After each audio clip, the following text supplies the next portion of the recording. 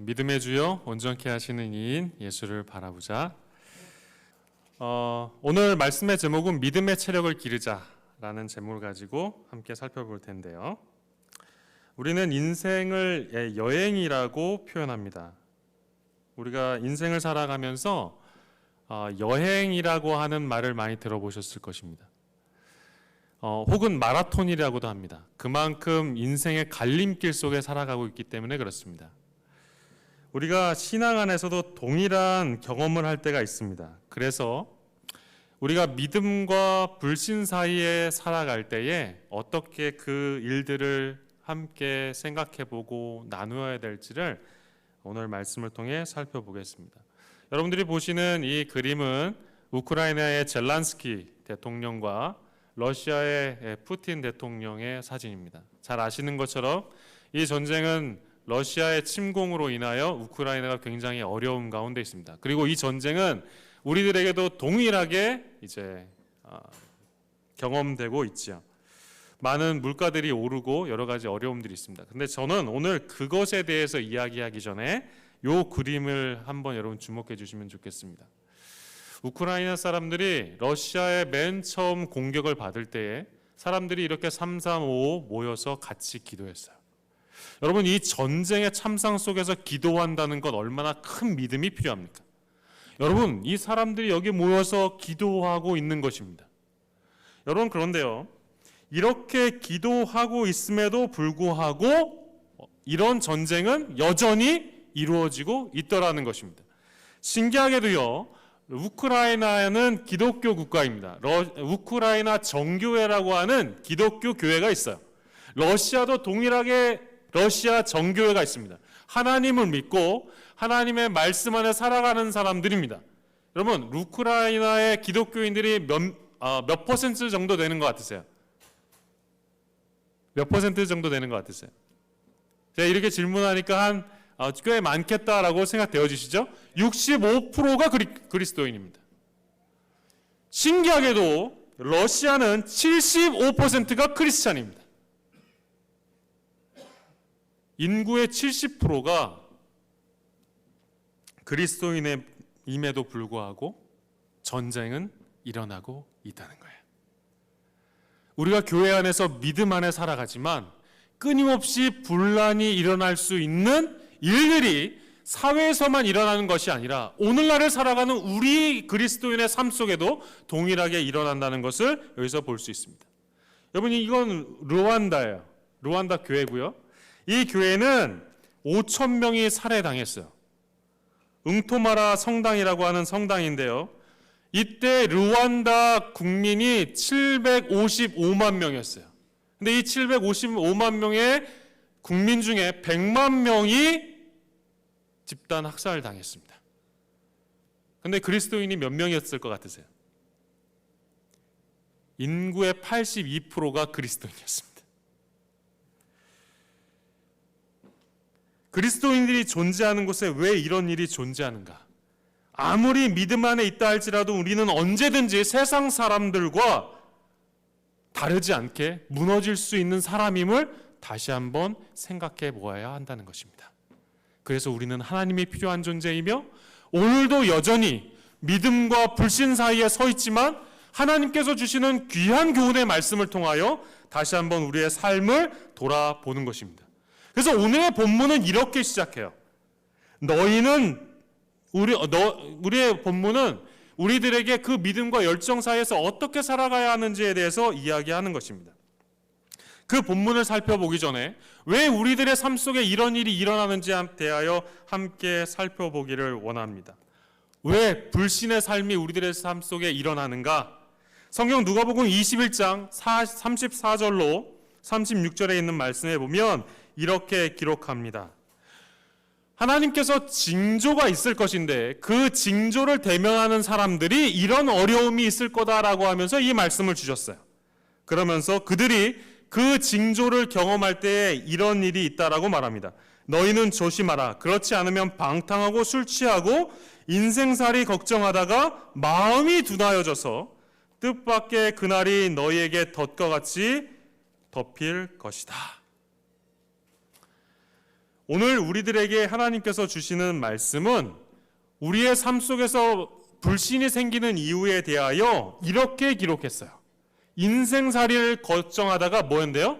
마음이 둔해진다라고 기록하고 있는 것입니다.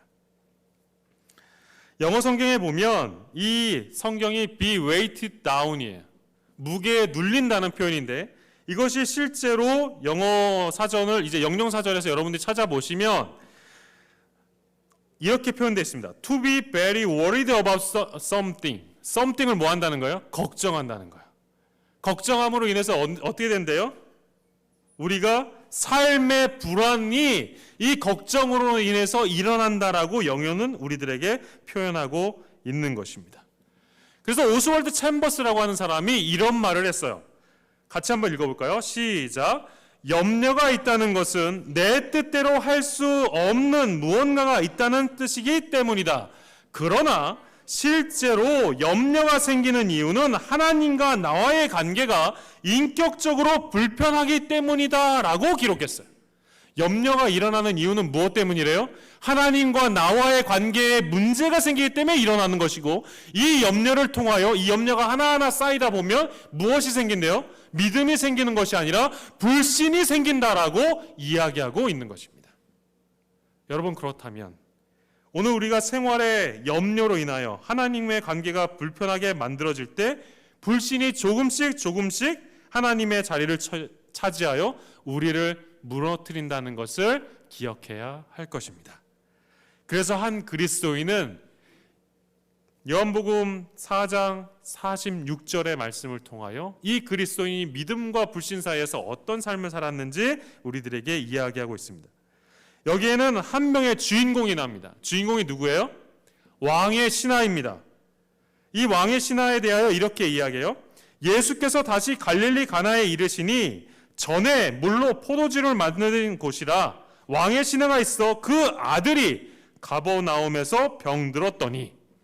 오늘의 본문은 이렇게 기록하고 있어요. 예수님께서 갈릴리 가나라고 하는 곳에 가셨습니다. 그런데 이 곳은 전에 가셨던 곳이래요. 그죠? 그리고 그것은 물로 포도주를 만들었던 곳이라고 말합니다. 많은 사람들이 물로 포도주를 만들었다고 해서 실제로 예수님께서 포도주를 만들었다라고 이야기하기도 합니다. 여러분, 그런데요, 이 포도주라고 표현된 이 말은 와인이란 뜻도 있지만 그레이프 주스라는 뜻도 동일하게 존재합니다. 근데 많은 사람들은 뭐만 이야기해요? 와인만 이야기합니다. 그러면 예수님께서 와인을 만든 것일까요? 그레이프 주스를 만든 것일까요? 여러분, 와인이란 뜻도 술이란 뜻도 있지만 포도 주스란 뜻도 있습니다. 우리가 이것에 대해서 성경을 항상 읽을 때 우리가 이것에 대해서 생각합니다. 두 가지의 뜻이 존재하고 그것을 선택하는 데 있어 우리가 신중해야 한다는 사실을 이 성경 말씀을 통해 발견하게 되는 것이죠. 중요한 것은 왕의 신하가 있었는데 그 아들이 어떻게 했어요? 병들어 아팠다라고 표현하고 있습니다. 예수님께서 가나를 1년 만에 다시 찾으신 모습을 이 성경은 기록하고 있습니다. 공생애를 시작하면서 예수님에 대한 소문이 많은 사람들에게 알려졌어요.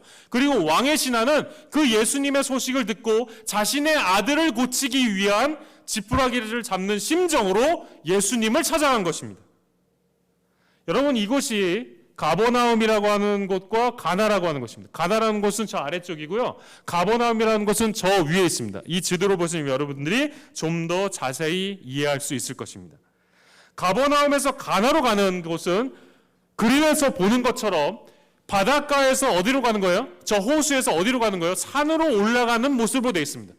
저지대에서 고지대로 올라가는 거예요.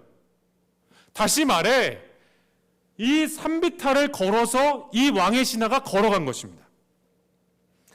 자신의 죽어가는 아들을 살리고자 하는 열망과 지푸라기로라도 잡는 심정으로 예수님을 만나기 위해 왕의 신하가 예수님 앞에 나아갔습니다. 그리고 그 예수님을 만난 시간이 성경에는 정확하게 기록되어 있습니다. 요한복음 4장 52절에 보면 이렇게 기록되어 있어요. 그 낫기 시작한 때를 물으니 어제 몇 시였어요? 7시라고 말합니다. 여러분, 히브리의 시간은 아침부터 저녁까지 12시간으로 나눴어요. 그래서 이것을 여러분들이 6시가 아침이라면 6시가 1시예요. 무슨 얘기인지 이해되시죠? 그럼 7시면 몇 시쯤 되는 거예요? 계산해 보면 1시쯤 되는 겁니다. 오후 1시쯤. 여러분 한번 생각해 보세요. 이 거리가 굉장히 큰 이제 25km 되는 거리입니다. 성인 남자가 이 25km를 걸어가려면 한 5시간에서 6시간 걸려요. 사실에 이 25km라는 거리를 5시간 걸어야 하면 이 사람은 몇 시부터 일어나서 가야 돼요? 아침 5시나 7시쯤에 출발해서 예수님을 만나야 되는데 이 예수님을 어떻게 해요? 분명히 직전에 수많은 사람들이 있었음에도 불구하고 왕의 신하는 단번에 예수님을 만납니다. 다시 말해 왕의 신하는 그만큼 엄청난 권력을 가지고 있는 사람이라는 것을 유추할 수 있어요. 많은 사람들이 있는데 어떻게 해요? 단번에 만나는 것이죠. 그래서 오늘날 많은 사람들이 권력에 심취하고 명예를 중요하게 생각하는 것 같아요. 예수님을 만나기 위해 온 이 왕의 신하, 많은 사람들이 이 예수님을 만나려고 했지만 쉽지 않았지만 이 왕의 신하는 단번에 만나게 됩니다.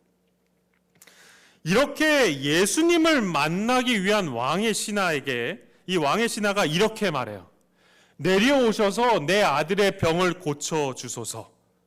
그러더니 예수님께서 하신다는 말이 이 말이에요.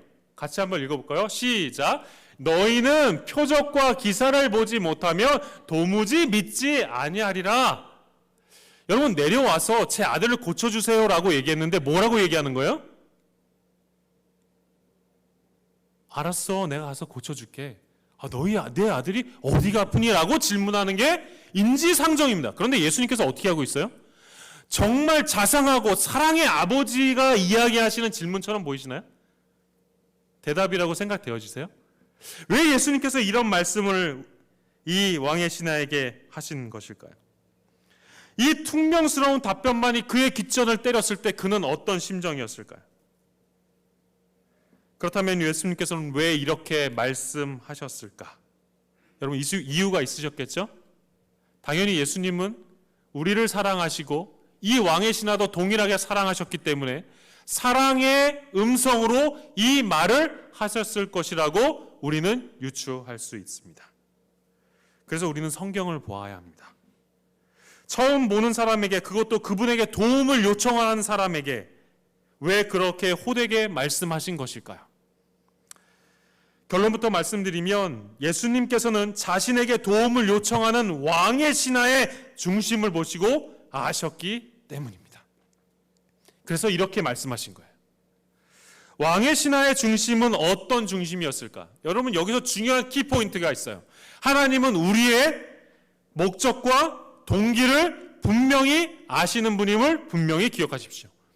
오늘 우리가 이 교회에 와서 예배 드리고 있는 우리의 목적과 동기, 오늘 우리가 이곳에서 찬양 드리고 있는 목적과 동기를 분명히 아시는 분이 하나님이시라는 것입니다.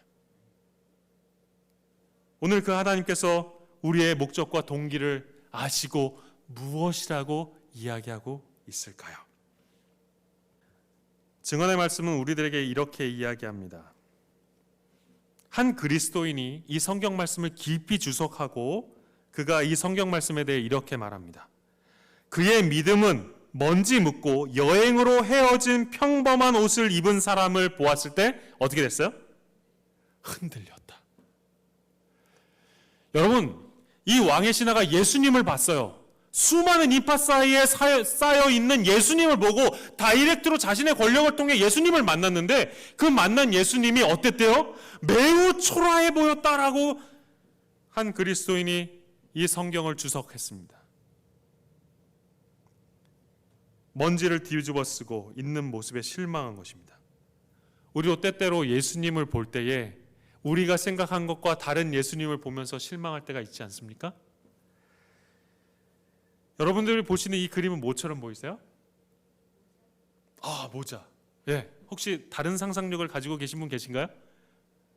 모두 다 동일하신가요? 네? 예? 정답이십니다. 이건 여러분 잘 아시는 것처럼 어린 왕자에 나오는 그림입니다. 모자처럼 보이지만 이 답변이 뭐였어요? 네, 코끼리를 삼킨 보아뱀이다 라고 했죠. 우리가 보는 것과 어떻게 해요? 다른 것을 생각할 수 있고 다른 것이 있을 수 있다라는 거예요.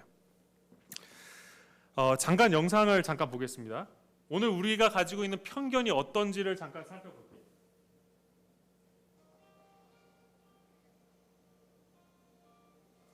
여기 한 사람이 인형탈을 쓰고 이렇게 서 있어요. 그래서 사람들에게 내가 허그해 줄게라는 제스처를 합니다. 사람들이 처음에는 굉장히 불안해요. 왜요? 처음 보는 인형탈 쓴 저 사람이 안으려고 하니까 되게 어려운 거예요. 근데 처음에 힘들었는데 인형탈도 귀엽고 어떻게 해요? 안아보니 따뜻해요. 한 사람 한 사람 이 인형탈을 쓴 사람에게 와서 안겨요. 정말 감동적이고 훈훈하지 않습니까? 사랑의 그 정과 그런 것들이 막 느껴지는 것 같아요.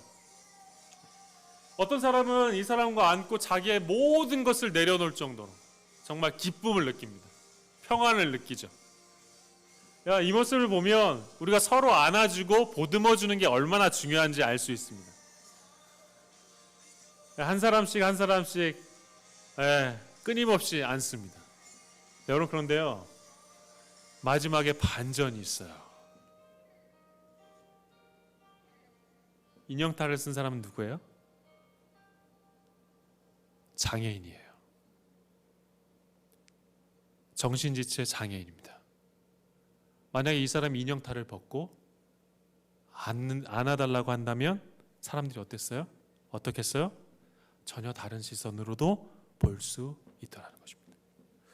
오늘 우리의 시선이, 우리가 보는 눈빛이 다 예수님을 왕의 신하가 보았던 그 시선처럼 볼 수 있는 연약한 사람이라는 것을 오늘 우리는 이 영상을 통해 발견하게 되는 것입니다. 그래서 이 성경을 깊이 주석한 한 그리스도인은 이 사실에 대해 이렇게 말해요. 같이 한번 읽어볼까요? 시작. 예수께서 그리스도시라는 온갖 증거가 있음에도 불구하고 이 청혼자는 자기의 요구를 들어주는 것을 조건으로 예수를 믿기로 작정하였다. 예수님, 당신이 나에게 이 정도 해주면 내가 예수님 평생 믿겠습니다라고 뭐 하는 거예요? 그 조건을 가지고 이 믿음을 세우겠다라고 이야기하는 것입니다. 믿음과 불신 사이에서 끊임없이 뭐 하고 있어요? 갈등하고 있는 한 그리스도인의 모습을 우리는 여기서 발견하게 되는 것이죠. 보이는 것이 세련되지 않아 초라한 믿음으로 예수님을 보니 그 예수님이 어떻게 보여요? 전혀 다르게 보이는 것입니다. 먼지를 뒤집어 쓴 실망스러운 사람처럼 보이는 거예요. 그리고 그렇게 이야기했던 이 사람이 무엇을 할 수 있겠어요? 예수님을 보면 예수님이 뭘 할 수 있겠다라고 이 사람이 생각했겠습니까? 별거 아니네. 저 많은 사람들 앞에서 내 믿음을 드러내기보다 어떻게 해요? 그 예수님이 뭔가 나에게 해주면 내가 그 예수님을 믿으리라 라고 결정한 거예요. 그래서 그가 한 말이 뭐예요? 내려가서 내 아들의 병을 고쳐주소서라고 얘기한 거예요. 많은 사람 앞에서 자신의 체면이 구겨지는 게 부끄러우니 예수님 끌고 어떻게 해요? 가는 거예요. 그리고 집에 가서 낫게 해주면 믿고, 그렇지 않으면 어떻게 해요? 안 믿고. 조건을 달아 믿으며 살아가는 것입니다.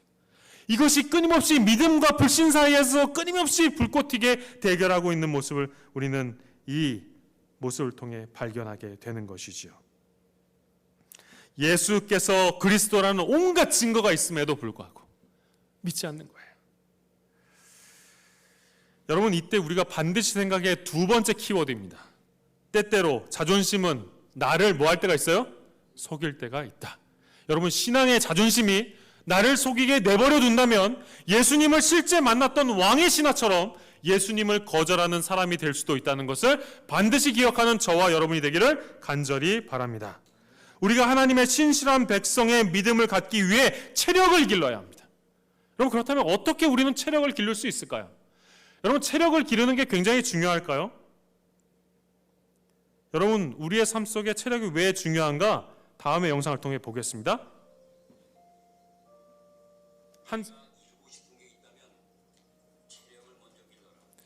한 스승님이 체력을 기르래요. 후반에 그리고 데미지를 입은데 이제 문제가 생기는 건 체력 때문이래요. 다 체력의 한계 때문이야. 체력이 약하면 빨리 편안함을 찾게 되고 그러면 인내심이 떨어지고 그리고 그 피로감을 견디지 못하면 승부 따위는 체력이 없으면 인내심이 떨어지고 문제가 생긴다. 생깁니다. 네 고민을 충분히 견뎌줄 몸을 먼저 만들어. 정신력은 체력의 보호 없이는 불구밖에 안 돼. 정신력은 체력의 보호 없이는 아무 소용이 없다는 것입니다. 여러분, 그래서 우리는 믿음의 체력을 길러야 해요. 여러분, 믿음의 체력은 어떻게 기를 수 있을까요? 성경은 이 사실에 대해 분명히 이렇게 말합니다. 같이 한번 읽을까요? 시작! 하나님의 말씀과 기도로 거룩하여 지민이라. 여러분, 우리가 거룩해지는 방법이 있는데 그 방법은 무엇 때문이래요? 말씀과 기도로 거룩해진다라고 이야기해요. 그런데 중요한 것이 앞에 전제되어 있어요. 누구의? 하나님의 말씀과 기도로 거룩하여 진다라고 오늘 우리들에게 이야기하는 것입니다. 이 말씀을 볼 때 우리의 자아는 어떻게 돼요? 우리의 자존심이 우리를 속일 때 이 하나님의 말씀이 우리를 어떻게 해요? 깨닫게 하고 돌아서게 하는 것입니다. 그리고 이 기도가 우리로 하여금 어떻게 해요? 하나님이 필요한 존재임을 깨닫게 하는 그 습관을 기르게 한다는 것을 우리는 이 성경의 말씀을 통해 발견하게 되는 것입니다. 여러분, 그러니 말씀을 읽지 않고 기도를 하지 않는다면 어떻게 돼요? 실제로 예수님을 봤다 할지라도 그 예수님이 나에게 중요한 분이라는 것을 깨닫지 못했던 왕의 신하처럼 살 수 있다라는 사실을 오늘 우리는 이 말씀을 통해 발견하게 되는 것이죠. 그래서 이 기도가 왜 중요한지에 대하여 이렇게 기록합니다. 그대가 홀로 있을 때, 여러분, 우리가 삶을 살아가면서 기도 언제 해야 되는가 고민할 때 이렇게 말해요. 걸어갈 때, 일상생활로 분주할 때 구주와 이야기하는 습관을 뭐 하래요? 기르라. 찬양하면서 속으로 뭐예요? 기도할 수 있다는 거예요. 아이를 돌보면서 어떻게 해요? 그 아이가 나를 분노하게 할 때 기도할 수 있다는 거예요. 무릎 꿇고 기도하지 않아도 눈 뜨고 얼마든지 어떻게 해요? 하나님과 대화하는 습관을 기름으로 인하여 우리는 어떻게 된대요? 맨 마지막 빨간 글씨 같이 읽겠습니다. 시작! 그분의 영원한 팔이 그대를 감쌀 것이다. 여러분, 기도가 이만큼 우리들에게 뭐예요? 큰 힘이 된다는 것을 오늘 우리는 이 한 그리스도인이 성경을 살펴본 이 말씀을 통해 이해할 수 있는 것입니다. 그래서 이 왕의 신하의 삶이 어땠는지를 이 그리스도인이 또 주석했는데 그가 이렇게 말해요. 같이 한번 읽어볼까요? 시작! 그리스도는 우리로 당신을 찾게 만드는 이기심을 버리기를 원하신다. 여러분, 예수님 찾으면 정말 좋은 거 아닙니까? 그런데 뭐래요? 당신을 찾게 만드는 뭐를 버리래요? 이기심을 버리라는 거예요. 예수님 찾는 거 정말 중요하지만 그 찾는 데에 뭐가 있어요? 이기심이 포함된다면 그것은 문제가 있다는 것을 오늘 우리는 이 글을 통해 발견하게 되는 것입니다. 끊임없이 익숙한 것을 찾는 사람은 쉽게 찾으려고 노력합니다. 그러면 체력이 고갈되고 나름 무뎌지죠. 그러므로 인하여 우리는 무너지게 되는 것입니다. 예수님께서 그걸 아셨어요. 예수님 만나서 쉽게 찾으면 그것으로 인해 어떻게 해요? 그가 가지게 될 자만심을 예수님께서는 아셨습니다. 그래서 예수님께서 그 사람이 어떠한 삶을 살았는지, 그 왕의 신하의 모습이 어땠는지에 대하여 이렇게 한 그리스도인이 주석했어요. 우리는 어떤 세상의 유익한 욕망으로 말미암아 예수를 구하게 되는 때가 종종 있다. 그리하여 우리의 요구를 수락하는 여부에 우리는 그리스도의 사랑에 대한 우리의 신뢰를 건다. 녹색 글씨 같이 한번 읽어볼까요? 시작! 구주께서는 우리가 구하시는 것 이상으로 큰 축복을 우리에게 주시기를 원하신다. 그러나 그가 우리의 요구에 응답하는 것을 지체하시는 것은 지체되는 것. 왜 기도가 응답되지 않을까 고민될 때 그 지체되는 이유는 무엇 때문이라고 이야기하냐면 이렇게 이해해요. 그가 우리 자신의 마음의 악함과 그의 은혜의 절실한 필요를 우리에게 보여주시기 위함이다. 기도가 응답되지 않을 때 실망하는 것이 아니라 그것이 지체되는 이유는 무엇 때문이래요? 여기 보니까 우리의 마음의 약함과 그분의 은혜가 충만할 수 있도록 어떻게 해요? 그 필요를 채워주기 위한, 그 필요를 우리들에게 보여주기 위한 것이다 라고 이야기하고 있는 것입니다. 능력이 경험되기를 고대하지만, 그래서 기도하지만, 정작 우리의 삶에서 예수님의 삶이 경험되어지기보다 어느 정도 믿음만 가지고 그 믿음을 에너지로 살아간 나머지 하나님이 우리의 요구 조건에 부합되어 움직이는 분으로 깎아내리고 있지는 않은지요. 여러분과 저를 사랑하는 하나님께서 더 좋은 것을 준비하시는 분이라는 것을 기억하고, 오늘 우리의 삶의 고통으로 인하여 아니면 해볼 것 다 해보아서 소용이 없다고 인생의 결론을 내며 살아가고 있다면, 그래서 하나님이 계시지 않는다고 생각하여 고만고만한 믿음만을 보며 거기서 우열을 가리는 모습이 우리에게 있다면, 믿음과 불신 사이에서 다시 한번 믿음을 붙잡을 수 있도록 이끄시는 예수 그리스도를 바라보시는 저와 여러분이 되기를 간절히 바랍니다. 우리가 살면서 때때로 이기적인 기도를 할 때가 있습니다.